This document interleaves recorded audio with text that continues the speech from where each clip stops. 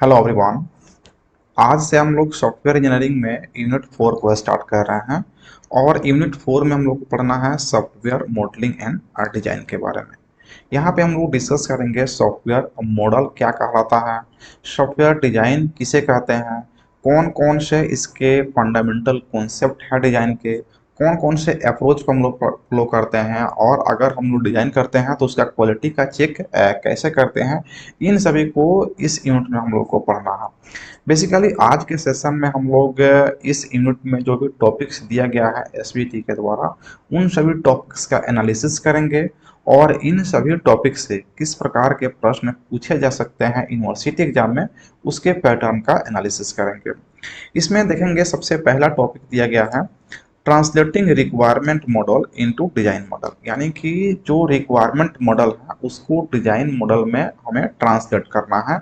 जब हम लोग एसडीएलसी पढ़ रहे थे सॉफ्टवेयर डेवलपमेंट लाइफ साइकिल, इसमें फर्स्ट पेज हम लोग पढ़े थे रिक्वायरमेंट एनालिसिस। इसमें हम लोग क्या करते हैं कि जो भी प्रोजेक्ट यानी कि जो भी सॉफ्टवेयर डेवलप करना है तो कस्टमर से उसका कंप्लीट रिव्यू लेते हैं, एनालिसिस करते हैं कि उसे उस सॉफ्टवेयर में कौन कौन से फंक्शनलिटी होना चाहिए, तो उसका रिक्वायरमेंट गैदरिंग करते हैं और रिक्वायरमेंट गैदरिंग करने के बाद उसका एनालिसिस करके और उसका नेक्स्ट पेज हम लोग डिजाइन करते हैं, यानी कि डिजाइन करते हैं जो हमें रिक्वायरमेंट मिला है उसका डिजाइन करते हैं। दैट मीन्स कि जो डिजाइन होता है वो एसडीएलसी का सेकंड फेज होता है। तो यहाँ पे हम लोग पढ़ेंगे कि रिक्वायरमेंट जो होता है ना आपके मॉडल का उसको डिजाइन मॉडल में कैसे कन्वर्ट करेंगे और डेटा मॉडलिंग क्या कहलाता है। तो डेटा मॉडल को क्रिएट करने के प्रोसेस को डेटा मॉडलिंग कहते हैं।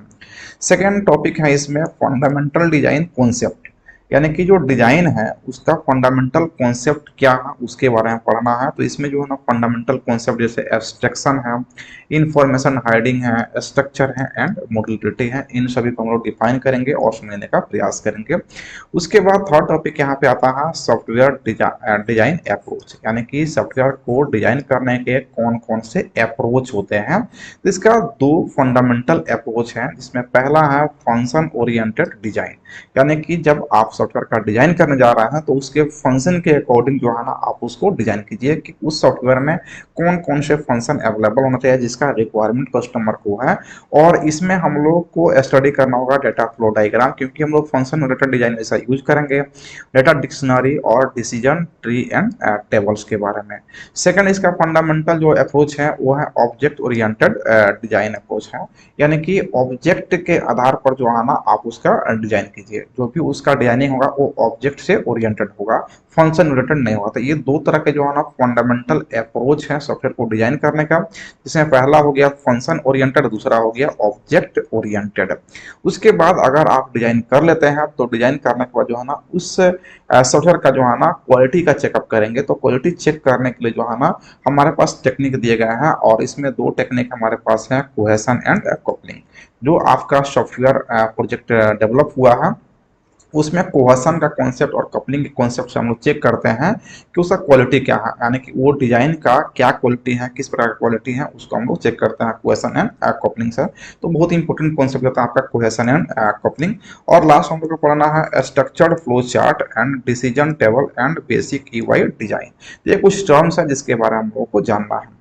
अब इन सभी टॉपिक्स को हम लोग जब स्टडी करेंगे तो स्टडी करने के बाद में किस प्रकार के प्रश्न हमसे पूछे जाएंगे एग्जाम में उसके लिए हम लोग को आंसर रेडी करना है। तो ये आपका जो है ना क्वेश्चन का पैटर्न है, जिसमें कुछ क्वेश्चन है जो प्रीवियस ईयर में पूछे जा चुके हैं। जैसे पहला क्वेश्चन इसमें है what do you understand by software design, यानी कि सॉफ्टवेयर डिजाइन से आप क्या समझते हैं। ये क्वेश्चन 4 नंबर में पूछा जा चुका है, तो इसको हम लोग यहाँ पे स्टडी करेंगे।